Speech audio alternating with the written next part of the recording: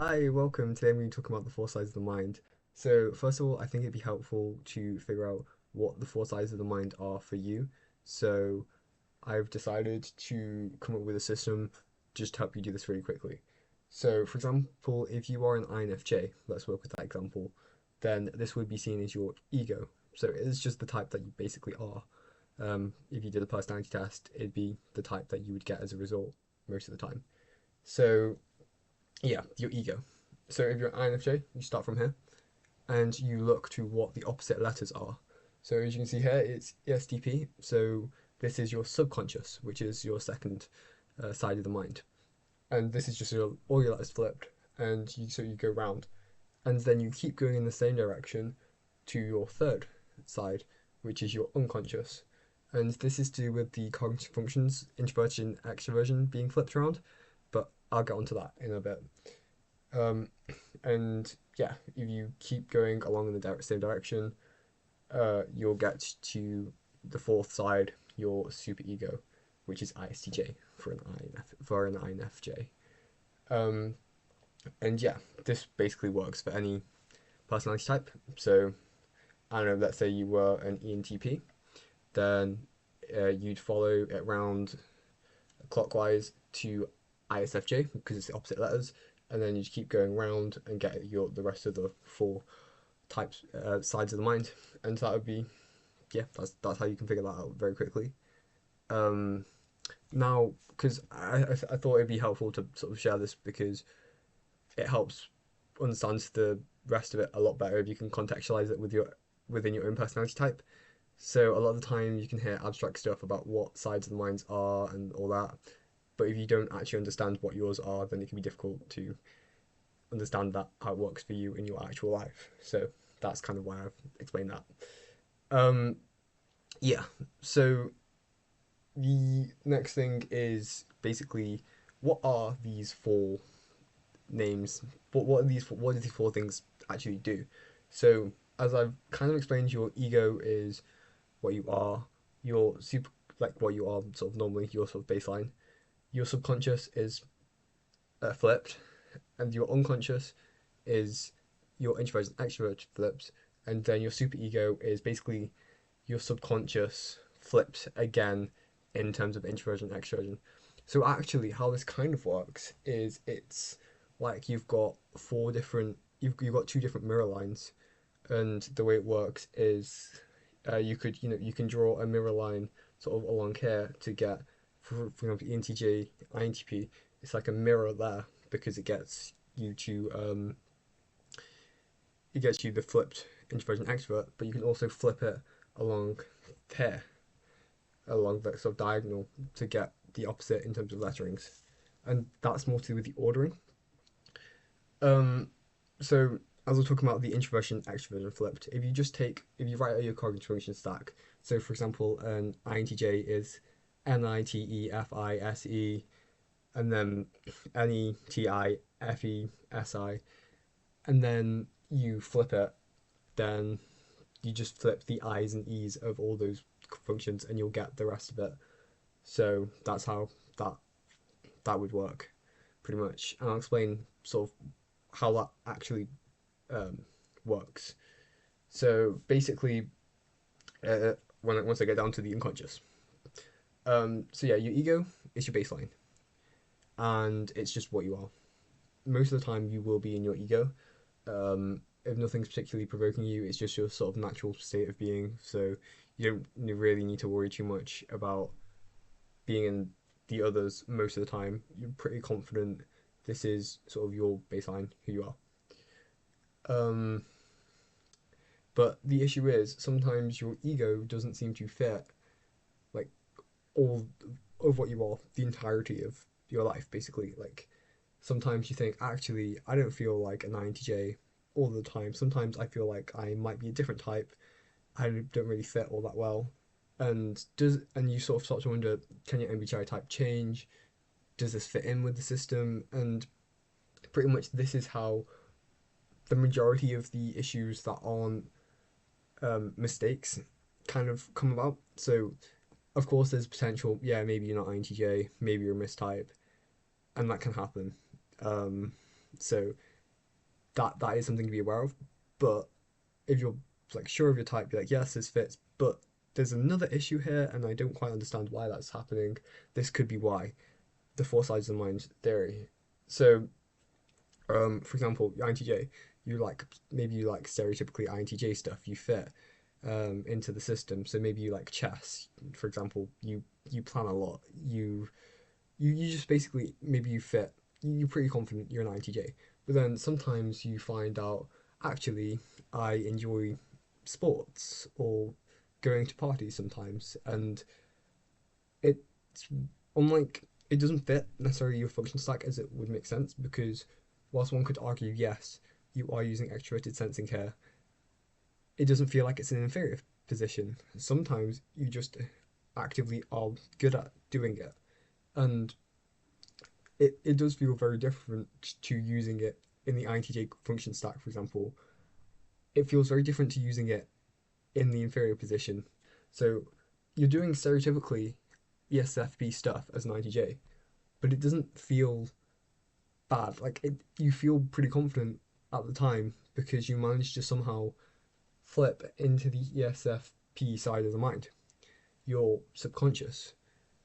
Um, and yeah, that's kind of why you have the subconscious side when you actually gain the level of confidence and stuff in your each of the functions that you shouldn't be necessarily confident in. You gain that, and it's kind of interesting to just see how that happens. I'll go more into transitions between the states later once I've got through all of them.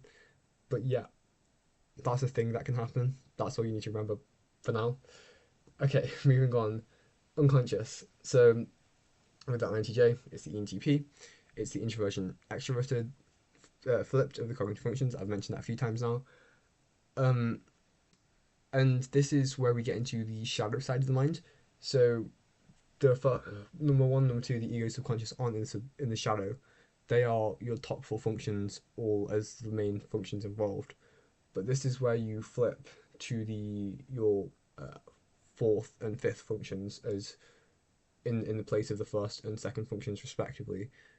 So again, with the function stack, you move on to pretty much it's like you've just shifted all your top four functions and swapped them around with your bottom four functions, and you kind of swap it that way, and that's how that works.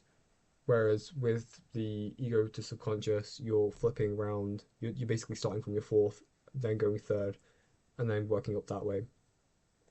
Um, so yeah, that's kind of how the unconscious works, and this is kind of known to be in for times of stress. But obviously, this is kind of quite vague because there's several different types of stress. But it's pretty much the simplest way to think about it is you've expended all of your main functions and something just still isn't working. So you move it down your function stack to what is working and you kind of settle into a different approach. So you're like, this is in the same way cognitive functions actually work in the sort of preference of it. Like you're going to default to your dominant function if you can, then you're going to move down to your parent function, then your child function, etc. It kind of works the same with sides of the mind. If you can solve it with your ego, you will solve it with your ego. So, whereas if you can solve it with, but then you move, if you move down till you hit your fourth, and by your super ego, you should have been able to solve it. Um, so yeah, so you the the unconscious can be triggered in times of stress when you don't know how to handle it with your other sort of sides of the mind. And I suppose that you could argue, I mean, there's different sort of interpretations of how this works. So I'm not going to just tell you there's one specific way that this happens. Again, I'll get into transitions later. But I think it's potentially like once you sort of start to use your functions more in certain places, then it sort of falls into place, and you sort of you can use your other functions like NE and TI for an INTJ for a bit to get into the ENTP sort of. You can act like you're an ENTP, but you're not in the side of the mind. But eventually, if you use these functions enough, you might sort of slip into the state of ENTP if you use it sort of almost more consistently. Not consistent in the sense of an ego, this is what you're doing all the time, but it's slightly more longer term solution, I suppose. Um, so maybe instead of using it for like 10 minutes, you're using a different function. Maybe it's days, weeks that you're switching into like this other side. It's your personality seeming to change. Super ego. Now, this is an interesting one because it's completely opposed to who you fundamentally are. Your ego and super ego could not really be more different. Um, the one thing I would say though is in terms of being more different, couldn't be more different is because of this whole four sides of the mind theory. Personally, I wouldn't say that your super ego type is the most different to yours because you can sort of access your super ego. And so if you have another personality type, you can almost relate to it because you might have gone into that state before.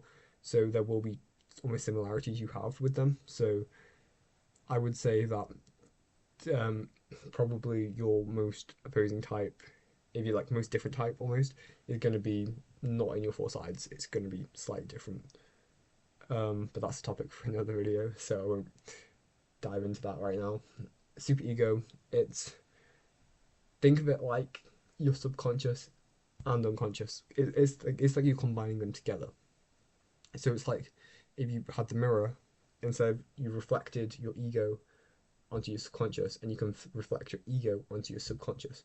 But now if you reflect both, then you get your super ego basically.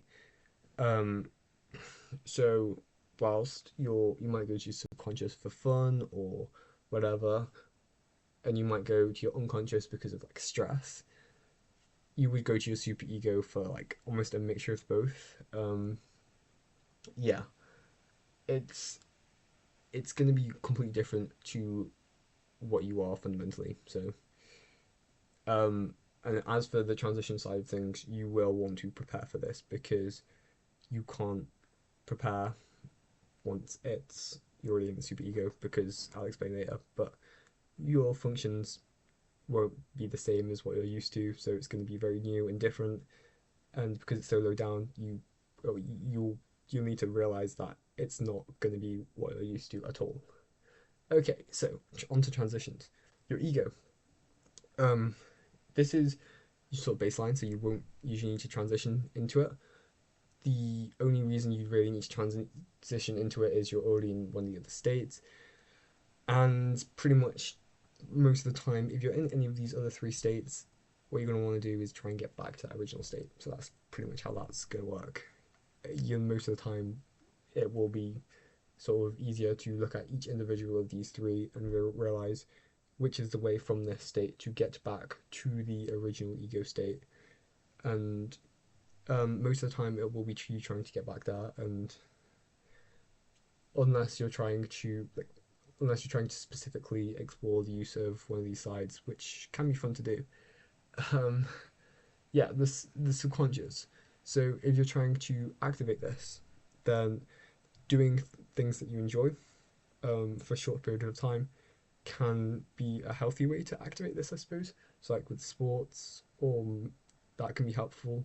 You know, maybe you get in the moment and like the adrenaline's going, and for like the sport example for INTJ, the adrenaline's going, and now you're really into this sport, and no longer are you using extroverted sensing as an inferior function and like sort of stumbling around and like not able to be present in the moment. You're fully there. You are like an ESFP. I'd argue potentially that you're even better than a regular ESFP in that moment. It's not sustainable, but it's like you're because especially because you're so used to your INTJ, what you're normally like when you manage to get into your ESFP state, you're going to be like completely present in the moment, extroverted sensing, getting so much data around you. It's insane. Um, yeah. So for and now let's go for a completely different example. I don't want to give you too many of the same examples. So if you're an ENFP, um, and you get into your ISTJ state. Okay, now maybe you suddenly manage to get in the zone and like you're, I don't know, organizing books on the bookshelf. You know, you managed to create like a calendar and like no longer are like deadlines clashing and stuff. You've managed to suddenly like sit down and just organize your life, and stop all the chaos, and now you've managed to remember everything, all the details you needed to remember. You managing to do that, and yeah, that's insane. You're like a supercharged ISTJ there. And obviously, I could go through all the examples. I'm not going to because it would waste so much time. But you could pretty much do that for any of the 16 personality types. Look at the subconscious, and yeah, um, one of the really neat things about MBTI, that's been quite humbling, especially as an INTJ, is realizing that okay, cool. It's easy for me to say INTJ could go into like become a super ESFP for a bit. That's cool, but then and be better than the ESFP at doing stuff ESFP do. But actually, going back the other way and realizing that an ESFP has potential to, once they access the subconscious, to get into a better state of being an INTJ than I am is pretty insane.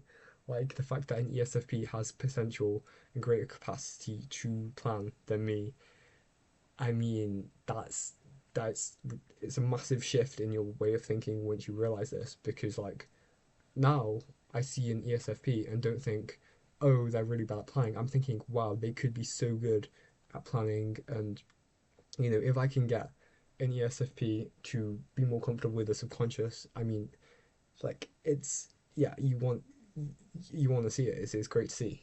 Um, and once they're in subconscious, you probably find that you really enjoy it.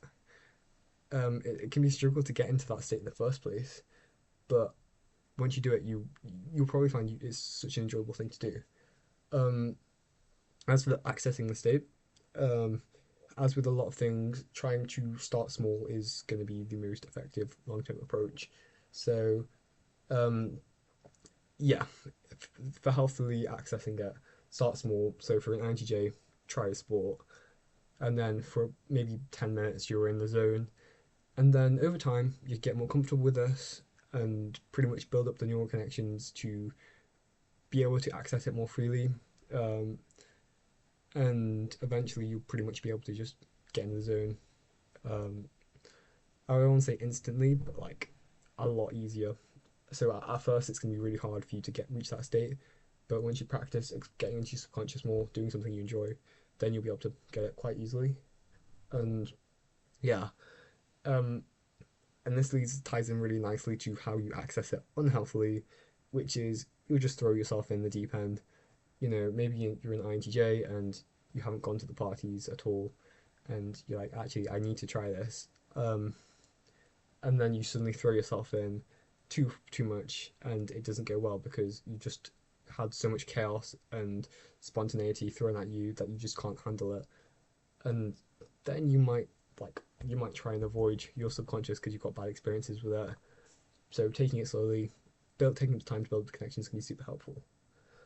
Um, So, as for accessing your unconscious, so the way this sort of happens, whether you like it or not, is it's probably going to be you've use your ego a lot, and you want to explore the other functions pretty much.